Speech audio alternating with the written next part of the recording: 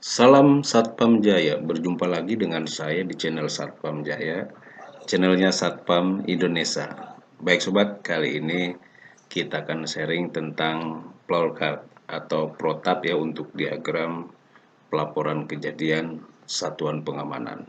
Baik sobat, kita langsung ke tayangan.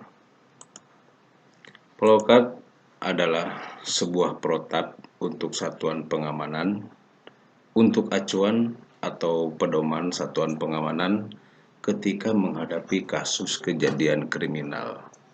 Harapannya setelah sobat melihat video ini, semoga ini menjadi sebuah gambaran dan sobat bisa mengembangkan di tempat sobat tugas. Baik sobat, kita lanjut. Mohon izin subscribe, Komandan.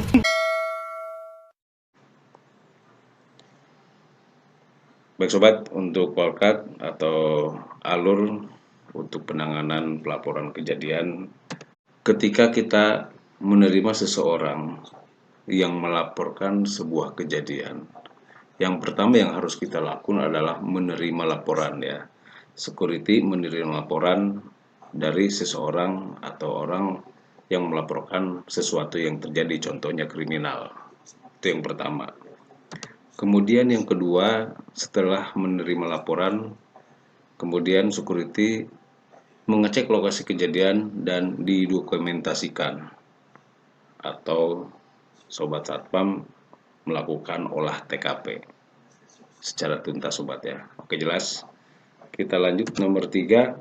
Setelah dilakukan cek lokasi dan meminta keterangan, maka pimpinan komando tertinggi mengambil keputusan untuk langkah lebih lanjut sobat.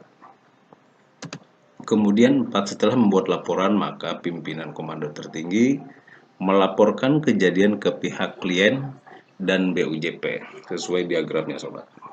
Oke, sesuai diagram membuat keputusan, dan setelah membuat berita acara kejadian dan berita acara meminta keterangan, bisa sobat laporkan dulu secara lisan.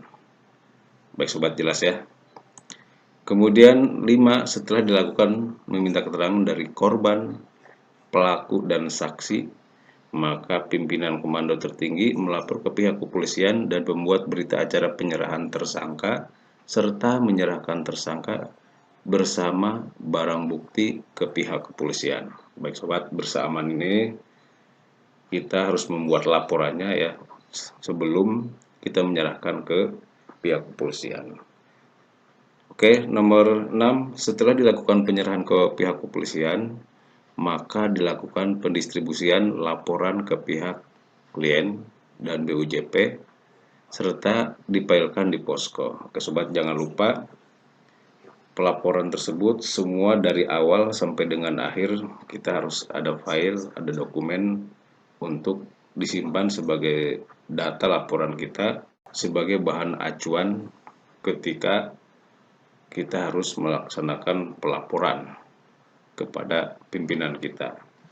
Baik sobat, semoga bermanfaat buat sobat semua. Selebihnya silahkan sobat sharing-sharing dengan para ahli mengenai proses alur kejadian sobat ya. Satpam Jaya mereferensikan flowchart ini sebagai pedoman untuk sobat kembangkan lagi di tempat sobat bertugas. Untuk itu, semoga bermanfaat buat sobat semua. Salam Satpam Jaya.